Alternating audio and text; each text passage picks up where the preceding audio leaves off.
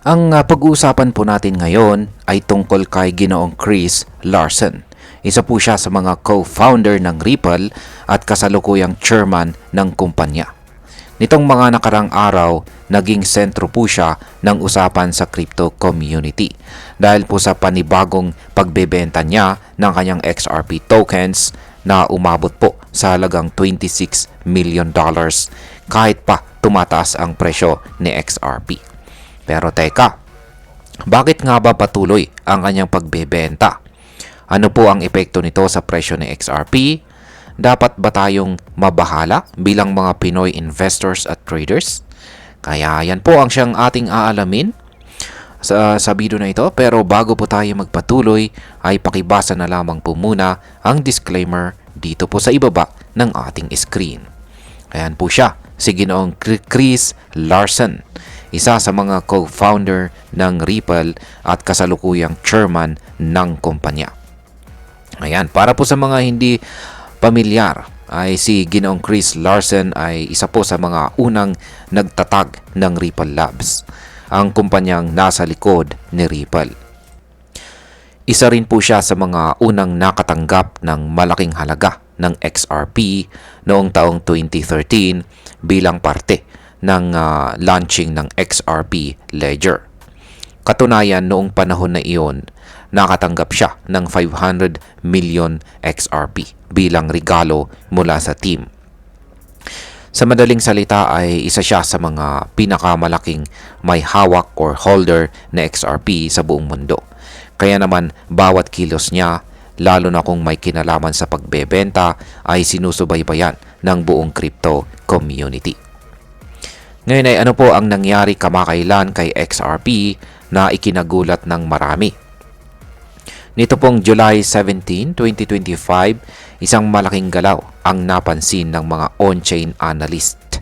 Ayon po sa datos ay nag-transfer si Ginoong Chris Larsen ng $26 million na halaga ng XRP papunta po sa isang kilalang exchange na si Coinbase. Ayon po sa ilan, ito ay isang indikasyon ng pagbebenta.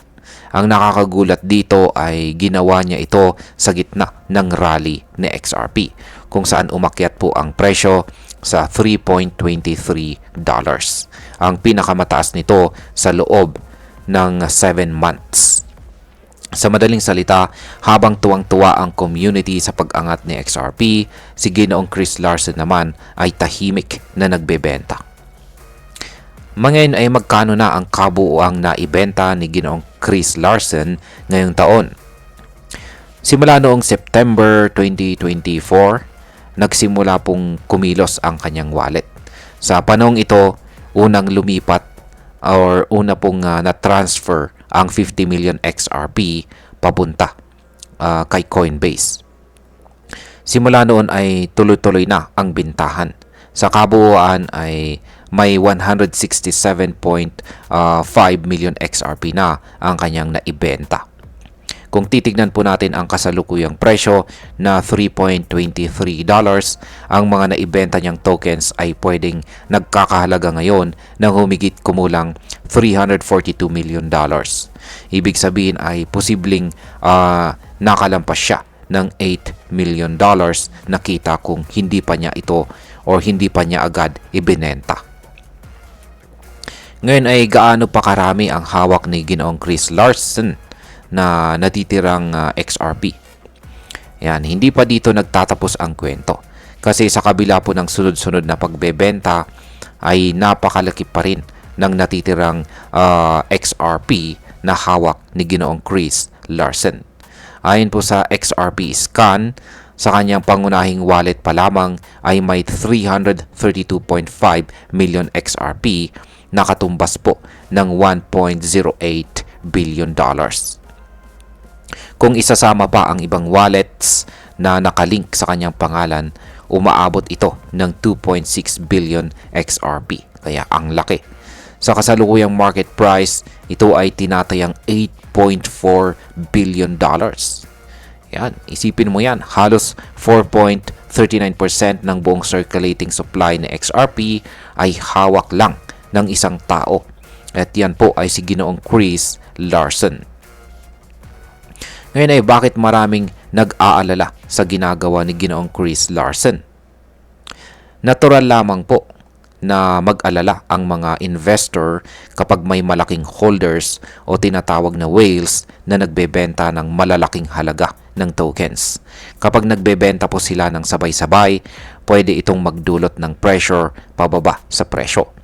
Kaya maraming members ng XRP community ang nagsasabi na baka magdulot ito ng biglaang pagbagsak ng presyo, lalo na kung hindi na kayang saluhin ng market ang dami ng binebentang XRP.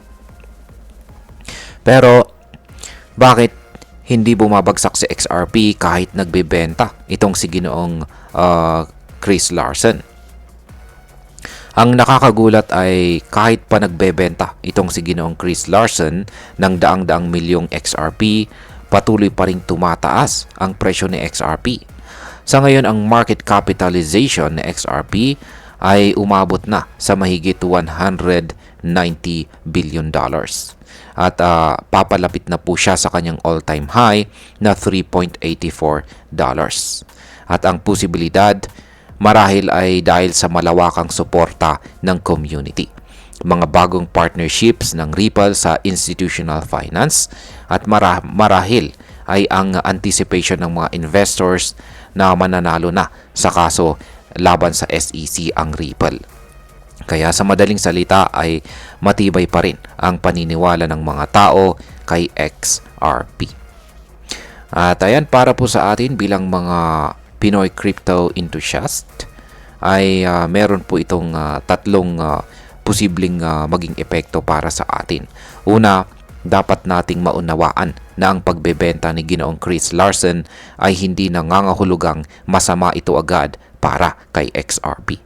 Sa totoo lang, may ilang mga investor na tinitingnan ito bilang profit-taking lamang, lalo na kung ito ay bahagi ng long-term strategy. Pangalawa, bilang mga Pinoy crypto traders, dapat po natin itong gamiting leksyon. Mahalaga ang pag-monitor sa mga galaw ng malalaking holders. Ang ganitong impormasyon ay pwedeng magbigay ng sinyales kung kailan mainam pumasok o lumabas sa market. At pangatlo, mahalaga pong huwag tayong maapektuhan agad sa FUD o Fear, Uncertainty, and Doubt. Mas mabuti pong tingnan natin ang on-chain data, balita sa regulation, at ang kabuuang trend ng market bago po tayo gumawa ng ating desisyon. At bilang panghuli, ang masasabi ko naman tungkol dito ay normal lang ang bintahan, lalo na sa mga holders na matagal nang may hawak ng crypto gaya ni Ginoong Chris Larsen. Ang mahalaga ay hindi po nawawala ang confidence ng market kay XRP. Sa halip, nagiging oportunidad pa nga ito para sa mga bago pa lang sa crypto na makabili habang mas mababa pa sa all-time high ang presyo. Kung may tiwala ka po sa long-term na project na XRP at naniniwala kang may magandang future ito sa global finance, huwag kang matakot. Pero tandaan, huwag pong basta-basta sumunod sa hype. Do your own research at maging matalino sa paghawak ng ating investments. At ayan, hanggang dito na lamang po tayo sa video na ito mga ka-crypto. Marami pong salamat sa panonood. Ingat po tayo lagi at God bless po sa ating lahat.